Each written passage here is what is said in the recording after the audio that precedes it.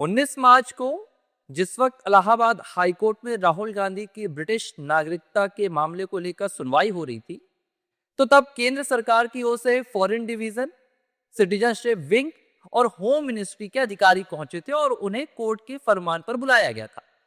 क्योंकि इसके पहले जो जस्टिस राजीव सिंह हैं इलाहाबाद हाईकोर्ट के, उन्होंने कहा था कि भाई भारत सरकार के इन अधिकारियों को आकर यहाँ पर हलफनामा दायर करना होगा और बकायदा उन्हें वहां पर फाइलें लेकर आनी होंगी राहुल गांधी की नागरिकता से जुड़ी हुई। तो जब ये फाइल सीक्रेटली लाई गई, जब इन्हें सील बंद लिफाफे में लाया गया, तब ये बात तय हो गई थी कि इन फाइल में कुछ ऐसा है जो सार्वजनिक नहीं किया जा सकता। ये बात तभी समझ में आ गई थी। और इसके बाद जब केंद्र सरकार की ओर से, यानी कि जो केंद्र सरकार के अधिवक्ता है, उन्होंने मांग की कि अब हम इस पूरे मामले को सार्वजनिक तौर पर नहीं सुन सकते, यानी कि हमें इन कैमरा पूरी सुनवाई करनी होगी, कैमरे पर इसकी रिकॉर्डिंग होगी और बंद कमरे में जहां पर याचिकाकर्ता मौजूद रहेंगे, जहां पर स्टैंडिंग काउंसिल ऑफ यूनियन और उत्तर प्रदेश सरकार की स्टैंडिंग काउंसिल मौजूद रहेंगे, वहां सुनवाई होगी। विघ्नेश शिशिर ने अब एक बहुत बड़ा दावा कर दिया है और बहुत बड़ी जानकारी दे दी है, क्योंकि इस पूरी सुनवाई के दौरान वहां कोई और मौजूद नहीं था, ना वहां पत्रकार मौजूद थे, ना वहां पर कोई भी मीडिया कर्मी मौजूद था। तो जो जानकारी है वो विघ्नेश शिशिर के पास ही है, उस पूरे मामले की याचिका करते हैं। विघ्नेश शिशिर का कहना है कि उस सील बंद लिफाफे में केंद्र सरकार की ओर से, फॉरेन डिवीजन की ओर से, आपके नागरिकता विभाग की ओर से और होम मिनिस्ट्री की ओर से राहुल गांधी की ओरिजिनल ब्रिटिश नागरिकता वाली फाइल ऑनरेबल इलाहाबाद हाईकोर्ट के न्यायमूर्ति जस्टिस राजीव सिंह के सामने प्रस्तुत कर दी गई है, पेश कर दी गई है। और इसके अलावा जो दूसरा दावा उन्होंने किया था कि राहुल गांधी ने वहां पर, यानी कि यूके में जाकर वोट भी दिया है, तो इस दावे को आईबी और रॉ ने, जो हमारी रिसर्च है, हमारी इंटेलिजेंस एजेंसी है भारत की, उन्होंने कंफर्म किया है इलाहाबाद हाई कोर्ट में कि हां ये दावा सही है। और इस जानकारी को लेकर अब विघ्नेश शिशिर ने एक बहुत बड़ा कदम उठाया है। विघ्नेश शिशिर 26 मार्च को इलाहाबाद हाई कोर्ट में एक याचिका दायर कर चुके हैं और ये याचिका विघ्नेश शिशिर ने इन डॉक्यूमेंट्स का इंस्पेक्शन करने के लिए किया है। वो चाहते हैं कि वो खुद इन दस्तावेजों को देखें, चूंकि वो इस मामले की याचिका करते हैं। देखिए, दो बात समझिए, विघ्नेश शिशिर ने ये पूरा मामला अदालत में उठाया है। विघ्नेश शिशिर इस पूरे मामले की याचिका करते हैं और उन्हें ये पूरे मामले में बहस करना होता है।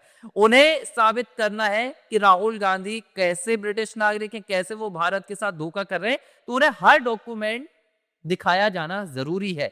और यही मांग विघ्नेश शिशिर ने अब इलाहाबाद हाईकोर्ट के सामने रख दी है और उन्होंने कहा है कि मुझे इनका इंस्पेक्शन कराया जाए, मैं खुद जांच करूंगा क्या क्या इन पूरी फाइल्स में है, राहुल गांधी की नागरिकता को लेकर क्या क्या ब्रिटेन की उस फाइल में जमा है और वोट को लेकर जो फाइल आई है उनकी, उसमें क्या क्या तथ्य दिए हैं, ताकि जो अगली सुनवाई हो या जब राहुल गांधी की तरफ से अधिवक्ता निकलकर सामने आएंगे, तो वहां विघ्नेश शिशिर पूरे मामले में अपना पक्ष रख सके, अपनी बात रख सके। तो एक बात तो तय हो गई है और ये बात ये है कि जो डॉक्यूमेंट्स आए हैं, जो दस्तावेज आए हैं, दस्तावेजों का आधार राहुल गांधी के लिए गले का फंदा बन चुका है। यही वजह थी कि राहुल गांधी की इस खबर पर डीडी न्यूज भी मजबूर हो गया, भारत की राष्ट्रीय मीडिया भी, कि हां अब इस मामले में राहुल गांधी फंस चुके हैं, इस मामले में राहुल गांधी का बच पाना मुश्किल है। और फाइल भारत सरकार की ओर से आई है, फाइल फॉरेन डिवीजन की ओर से आई है। अब देखिए, दो तीन सवाल हैं जो आप सभी लोग मुझसे पूछ रहे हैं कि अगर भारत सरकार के पास यह जानकारी थी तो अब तक भारत सरकार ने राहुल गांधी के खिलाफ कोई भी एक्शन क्यों नहीं लिया। यह एक बहुत बड़ा सवाल है और यह कहीं ना कहीं जायज भी है, लोगों को पूछना भी चाहिए। लेकिन देखिए, यह जानकारी भारत सरकार के पास हमेशा से नहीं थी। यह जानकारी तब सामने आई जब राहुल गांधी के विषय में जांच की गई और 30 महीने पहले ये जांच याचिकाकर्ता विघ्नेश शिशिर के द्वारा लगाए गए आवेदनों पर, उनके द्वारा भारत सरकार को लिखी गई चिट्ठियों पर शुरू हुई थी, जो उन्होंने मांग की थी कि उनके पास राहुल गांधी के संबंध में यह जानकारी है। विघ्नेश शिशिर ने जब भारत सरकार से संपर्क किया, भारत सरकार के अधिकारियों से उन्होंने पूरा काका चिट्टा राहुल गांधी का रखा, तब रॉ और आईबी जैसी जो हमारी एजेंसी है, इन्होंने पड़ताल शुरू की, इन्होंने ब्रिटेन से दस्तावेज जुटाए, चाहे फिर वो कंपनियों को। क्यों, देखिए विघ्नेश शिशिर कोई जासूस नहीं है। विघ्नेश शिशिर अधिवक्ता है, मामले की याचिका करते हैं। वो सिर्फ कानूनी दांवपेच के जरिए पूरे संविधान को पालन करते हुए भारत सरकार को सिर्फ जानकारी दे रहे हैं, भारत सरकार के सामने अपना पक्ष रख रहे हैं। और इसी सिलसिले में ईडी ने भी विघ्नेश शिशिर से बयान दर्ज करवाए थे। ईडी का एंगल क्यों आ रहा था आप समझिए।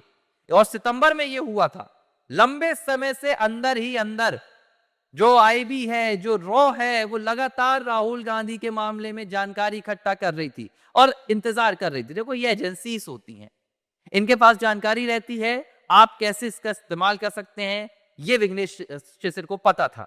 उन्होंने याचिका लगाई, इलाहाबाद हाई कोर्ट में लगाई और कोर्ट ने वो फाइल अपने पास मंगवा ली। अब एक यहां पर मुद्दा निकल कर आया था ब्रिटिश नागरिकता का, वो डॉक्यूमेंट सबमिट हो गया। दूसरा निकल कर आया था वोट का, कि यूके में राहुल गांधी ने वोट दिया है, वो भी कंफर्म कर दिया गया है। एक और यहां पर जो विघ्नेश शिशिर ने बात की है, उन्होंने कहा कि राहुल गांधी के नाम पर इंग्लैंड में, यूके में बेनामी संपत्तियां हैं। उन संपत्तियों का ब्यौरा भी विघ्नेश शिशिर ने बाकायदा ईडी को दिया है और ईडी उस मामले में जांच कर रही है। हो सकता है आने वाली सुनवाई में ईडी को भी अदालत में बुलाया जा सके। इसके अलावा राहुल गांधी के खिलाफ अब सीधे एफआईआर की जो मांग उन्होंने की है, वो अगली सुनवाई में सरकार के हलफनामे के साथ आदेश उसका आ सकता है। सरकार सीधे एफआईआर के जांच के निर्देश दे सकती है। अगर अदालत, माफ कीजिएगा, अदालत को लगेगा कि केंद्र सरकार इस पर काम कर रही है, तो फिर केंद्र सरकार एफआईआर दर्ज कराएगी। याचिकाकर्ता, देखिए यहां पर दो चीज हो सकती है और ये होता है, हमेशा होता है। केंद्र सरकार को अगर ऐसा लगा कि राहुल गांधी ने फ्रॉड कर दिया है, क्योंकि दस्तावेज अब सामने है, तो हो सकता है खुद केंद्र सरकार राहुल गांधी के मामले में एक पार्टी बन जाए और सीधे राहुल गांधी को कटघरे में खड़ा करे और अपनी ओर से प्रयास करे। अभी जो प्रयास हो रहे हैं वो विघ्नेश शिशिर की ओर से हो रहे हैं। तो बहुत कुछ है इस मामले में। अभी मामला अदालत में है, मतलब मामला चलेगा, इसकी कई और भी सुनवाई होंगी, क्योंकि एक लंबा प्रोसीजर होता है। इसे लेकर विघ्नेश शिशिर ने कहा भी है, उन्होंने कहा है कानून तोड़ने वाले को कानून का ध्यान नहीं रखना होता है, लेकिन जो भारत के सच्चे नागरिक हैं, जो भारत के संविधान को मानते हैं, उन्हें हर एक प्रोसीजर को, हर एक प्रणाली को फॉलो करना पड़ता है और यही काम विघ्नेश शिशिर कर रहे हैं। तो राहुल गांधी नागरिकता मामला अब उस मोड़ में आ गया है जहां पर भारत के राजनीतिक इतिहास का सबसे बड़ा फर्जीवाड़ा, भारत के संसदीय इतिहास का अब तक का सबसे बड़ा आपको यहां पर फ्रॉड देखने मिल जाएगा। अब गनीमत ये रहेगी कि सरकार इसमें कितना सख्ती दिखाती है, कितना तेज इसमें कार्रवाई करती है और कहीं ये मामला राजनीतिक भेंट न चढ़ जाए, क्योंकि चुनाव है बहुत सारे राज्यों में अभी, और इन राज्यों के चुनाव के अगर पहले कुछ होता है तो ये राजनीतिक मामला बन सकता है। तो देखते हैं अदालत क्या तारीखें तय करेगी। 6 अप्रैल तो हलफनामे की दायर है, 4 मई को तमाम राज्यों के रिजल्ट आने हैं, तो फिलहाल इंतजार करना होगा। एबीसी हिंदी न्यूज, आज ही जुड़िए हर खबर के साथ।